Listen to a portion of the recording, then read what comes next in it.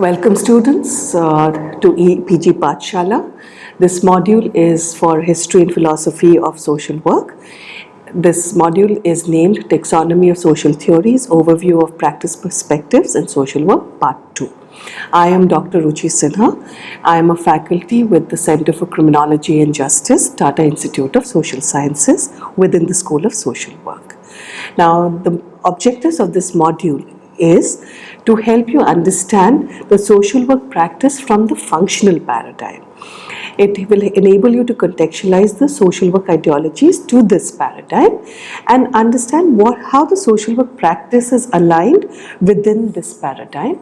And you will be given examples from the psychoanalytical and behavioral social work, which largely have been situated within this paradigm. So essentially what I'm hoping is that through this you would be able to take away the various notions of practice from where social work began. Actually, this is the cornerstone for the beginning of social work profession also. So in that sense, it is very important. Unless until you don't understand your history, you would not be able to have a firm holding onto where you're going to practice today.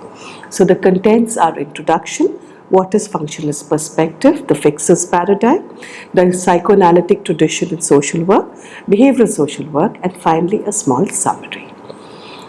As I've already said, this module explains the fixers paradigm, and it is based upon, as has been shared with you in an earlier module, the key dimensions of analysis, subjective and objective, and regulation and radical change. If you look at the screen now, you have the four paradigms, and towards the lower end of the y-axis, you have the functionalist paradigm.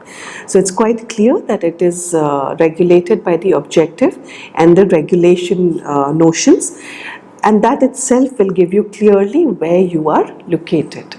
So one of the sociological paradigms is functionalism, and functionalism essentially aligns itself to consensus building.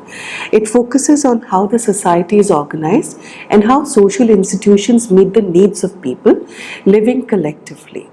It relies upon an organic analogy of human society like an organism, where it says that the interdependent parts that exist in society basically function for the benefit of the whole. So everyone is collectively working towards a unitary outcome. This is what this paradigm says, and there is a clear analysis of this paradigm with the biological organism, and the highest organism which is supposed to be existing today as far as the scientific knowledge is the human being. And hence the scientific notions of human body and human society align themselves with each other. And thus what you should understand is that the complexity of the various parts, the complexities of the functions, while understood in this paradigm, is not clearly explored. We just rely upon the fact that there is a sum total of the parts towards an outcome that is a whole. So social systems are dissected into their parts. Those parts are basically the institutions, which we know largely as, you can say, the family, the education system, the economy, the polity, and the religion. And these parts are examined how they work together. So obviously, I'm sure, since you're all students, if we take a ready example for you, say tomorrow you have to get married. Marriage is a process as an institution, but that institution is linked to your identity, it is linked to your religion, it is linked to your social class, it is linked to your social reality.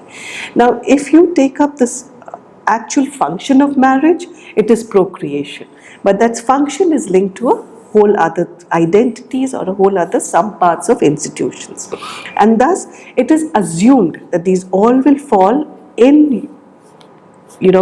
together, and the whole function of marriage will be automatically aligned to by individuals. I'm sure you will understand that how this seems to be slightly difficult in today's world. So functionalism in that sense limits its understanding of the individual in the society, and it takes a generalized view of the society. So Burrell's and Morgan's functionalist quadrant has been called fixers by Howe. So if you look at the screen again, the objective and the regulation context believes that the social order needs to be maintained. Here again, I will just repeat myself that society is viewed as a system of interrelated parts functioning for the good of the whole. And as a result, consensus is sold to us as being good for the overall society, wherein subgroups need to sacrifice for the overall well-being of the whole. And hence the notions of sacrifice, adjustment, being together are emphasized in this particular quadrant of practice. So if you look at the screen, fixers, where functionalist was there in the previous figure, here we have fixers. So now you know where it is located and what I'm talking about. Now within the fixers paradigm, this is just to help you, there are, the way they define the problem is the best way to understand how they function. They suggest that most of the problems arise due to personal inadequacy and misfortune, and the failure to perform the assigned roles, say the assigned roles of a student, of a parent, of a child, etc. The problem and the remedy is correcting the defects in the individual. There is nothing else that you need to change.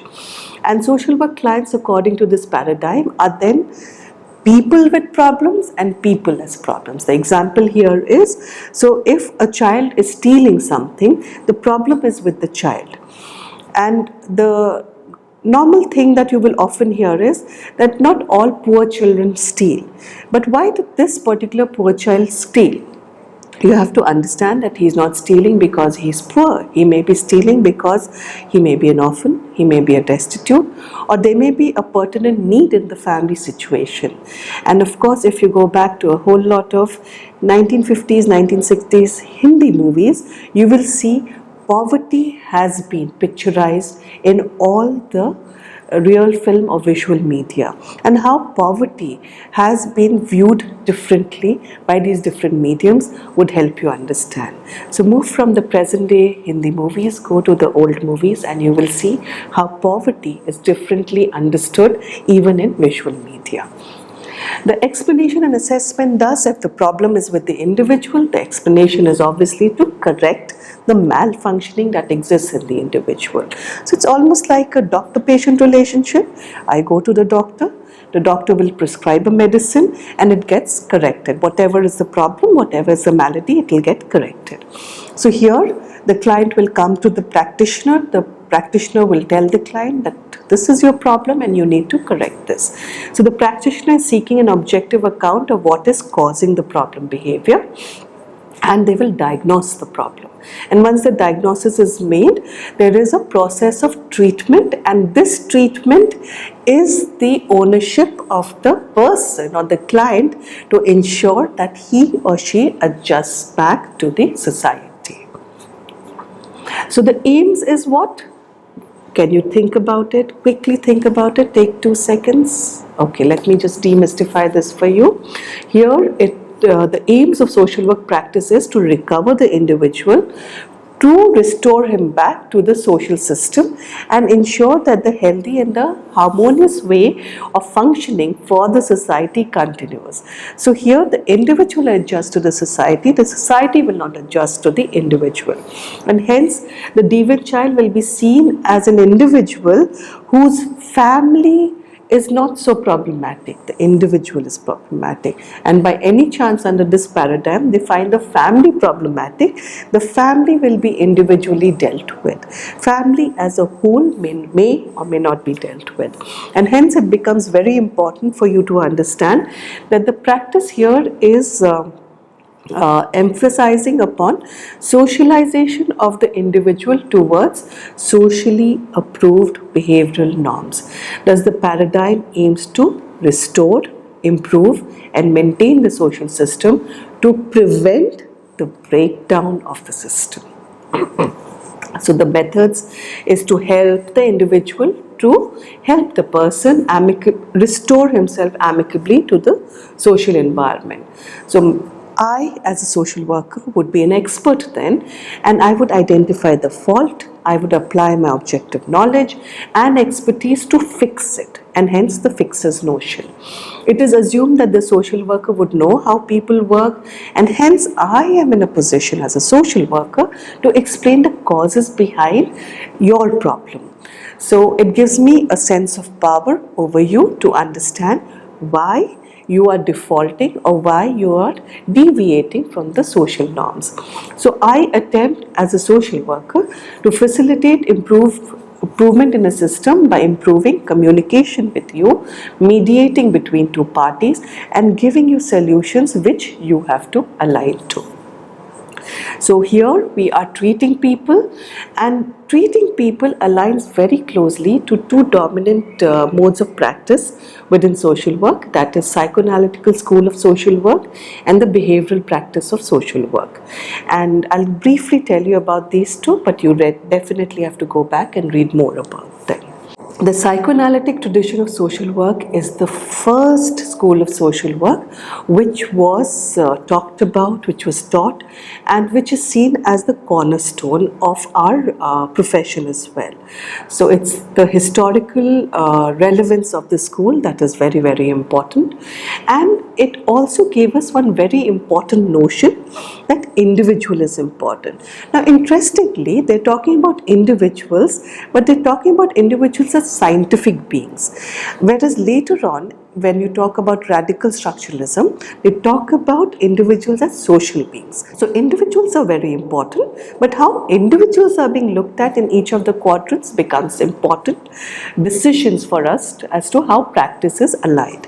So within psychoanalysis, we looked at people who had problems. So I'm sure if some of you are familiar with psychology, Freud is one name which is fairly common. There are many more psychoanalysts, but I'm using Freud here because most people seem to know him. And his key concepts were based upon what people talked about. So the notions of id, ego, superego, he talked about defense mechanisms, he talked about repressions, and when these concepts were aligned to social work practice, it led to a therapeutic relationship with the client, and hence the forerunner of our practices in terms of psychiatric hospitals and child guidance clinics stem from here. And if you realize, if you go back to the various schools of social work or the departments of social work, medical and psychiatric social work, if you realize, are the first departments of social work, and hence fixes paradigms in that sense is very important. And another important thing here is that individuals are important, come what may. Now practice here is concerned with how internal processes such as my needs, my drives, my emotions are motivating my human behavior, and how my emotions play a very central role in human behavior. Another important tenet is unconscious. How does the consciousness and unconsciousness drive my behavior? How does it motivate me? And how do my early childhood experiences lead me to behave in a particular fashion? Now this notion, if you see, currently is back in practice when we are talking about child sexual abuse. So how my experience or how one's experience of child sexual abuse tends to dominate my relationship building later on in life, that is at teenage level, or when you are about to take a step towards concretizing a certain relationship, or how you look at different people who come from the same subset of society who was an abuser for that particular person. And thus this school of practice is very important in certain crisis therapeutic conditions. Here you define the problem with the diagnosis. The aim is to help them the aim is to help your client to become emotionally mature, socially relevant, and methods are largely around clinical practice, and hence a large amount of it can be seen in casework and group work, the two methods which are taught to you in social work. It has to be reiterated that this school has been the starting point for social work profession. Many of our colleagues, many of the professionals tend to talk about the limited approach of this field, but while it has its limitations, it also has its use. And in a given context, as we've already said, social work is a practice which defines itself according to the context. So if you're talking about people who've undergone individual experiences of abuse, this school of social work is very, very important. And hence, ensure that you have some skills subset which will help you deal with such problems. The next school that we're going to talk about is the behavioral social work. Again, this aligns itself strongly to the school of to the discipline of psychology, and this is also it started parallelly towards the end of psychoanalysis, and it's been practiced for nearly 40 years. Here, when I'm talking about 40 years, I'm not just talking about Indian history of social work, but I'm talking about the Western history of social work also. And it was seen that while psychoanalysis talked about individual issues, behavioral social work helped you to understand issues of a family unit, of a community, and some social issues as well. So the behavioral social work has talked about the importance of person and environment perspective. That is, the idea that treatment needs to address environmental issues as well, because the environment impacts my behavior and my behavior is responding to the environment that is outside, which could be both positive and negative. So it talks about understanding where the client is. It does talk about individualized assessment and treatment, but it also talks about how that environment needs to be modified a bit, or the environment and person need to be connected to be able to come to a solution. So behavior methods within the behavioral social work were seen to be useful to address marital difficulties, child issues, teenage pregnancy, smoking behavior, obsessive compulsive disorders, and issues relating to the elderly. Since this paradigm of practice was helping deal with issues of drug and alcohol abuse and parenting difficulties, it seemed to be addressing the changing social order that is there. Now, if you look at the time frame when this social work practice emerged, that is primarily from the late 1950s onwards, you would see that the social economic change in the world was also moving from a joint family to a nuclear family. So this paradigm practice was being able to address that external environment, and hence it got a lot of importance.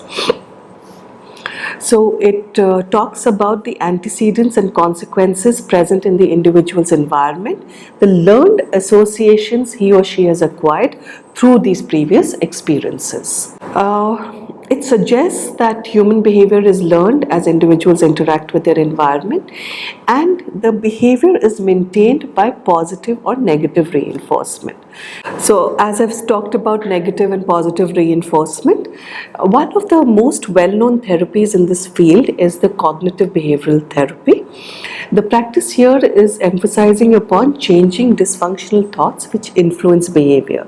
So when I go to the therapist, he or she will help me understand that what is it that it's disturbing me and how do I change it. So it would, if I go to the therapist and I say, I don't feel like studying in class. Now the therapist will not say, now let's understand what wrong your teacher is doing. Maybe I'm not a good teacher and I'm not catching your attention. But no, the therapist will not address me. He or she will address you. So he will help me understand that how can I concentrate in class? What is it that I can do to ensure that whatever is happening negatively in class does not disengage me from the class? So the methods which stem from this theory are the gradual shaping of new behavior through positive and negative reinforcement, modeling, stress management, biofeedback, relaxation techniques, cognitive restructuring, imagery and systematic desensitization. So maybe through this therapy they will say that, okay, if this module teacher is very boring, don't look at her and get bored. Try to read into the messages that the module teacher is giving. So this method is helpful in understanding certain context relevant problems of an individual. So here again, if you go back to child labor, while there are a lot of practitioners who will say that if child labor is potentially damaging to the child, why does the child keep going back to child labor? And the answer, according to the behavioral social work, is that the positive reinforcement of getting a few rupees at the end of it, which helps him or her deal with the hunger not only for him or his family, is a positive reinforcement to be able to ensure that he or she goes back to child labor.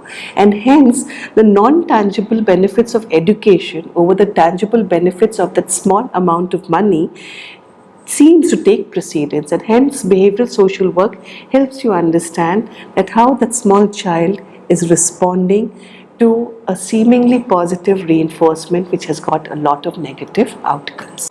So Howe states that behavioral social work demands its practitioners to be purposeful, methodological, organized as well as scientific, concrete and explicit. It focuses both on process and knowledge as well as on practice. Thus, problems are defined concretely, goals are set for a mutually agreed upon situation, and it is mutually agreed by the client and the change agent, and it is attempted in small sequential patterns. So you won't see a radical change in the person, say in a manner of a month, but over a period of time, the client will adjust sequentially to the small changes, and over a period of time, you will see that the change is pretty much huge for the client system. So in this students, we have largely in this module understood what is the Fixer's approach to social work, and how it is a task-centered and person and environment paradigm. We have talked about the psychoanalytical and the behavioral approaches within social work, and how they locate the problem within the individual, and how behavioral social work does contextualize the environmental circumstances in the certain behavioral problems that the person exhibits.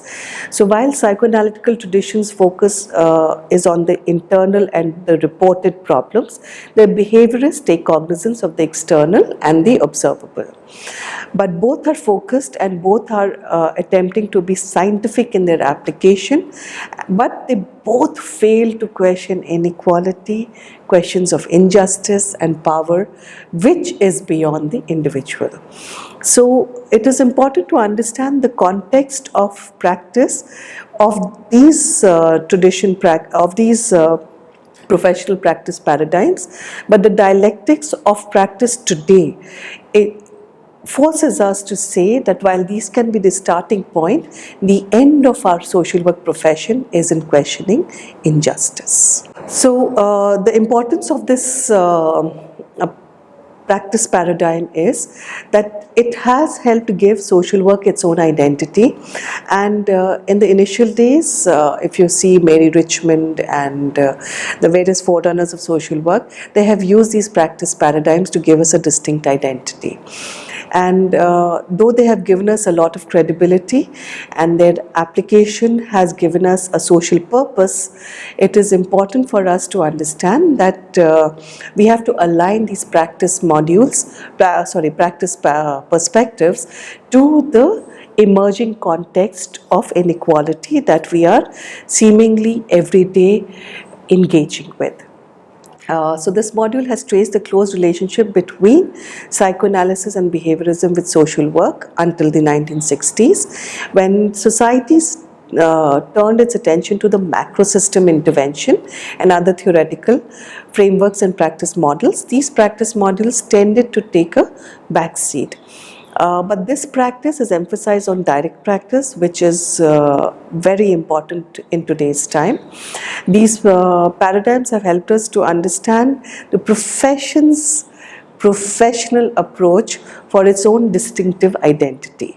and thus it has contributed a lot to both our professionalism and social work education. If we understand the practice within this paradigm, the individual becomes a cornerstone of your practice, and the circumstances in which that individual is, the beginnings of that tradition have evolved in this paradigm. And while it is an objective approach, it has led, because the critique of this paradigm has led us to understand the subjective dimensions of practice. And it becomes important for us to say that objective is not totally irrelevant. Maybe it becomes important to attract attention based on this objectivity, but subjectivity becomes important to dislodge that very beginning of the problem. And there are some individuals who would prefer this paradigm of practice over our radical humanists or radical structuralists, and thus what your client wants defines this. And this paradigm for all social work students is important, because they have to understand that the history of practice and the importance of our identity lies in this paradigm.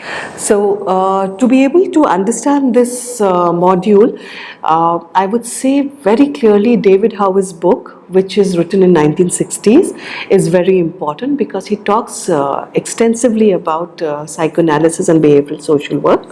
Once you read that book, then you can, there are a lot of readings given in the e-text. You can please access those. Some of them are available on the internet. Access them, and I'm sure it will be clear to you what this paradigm is all about.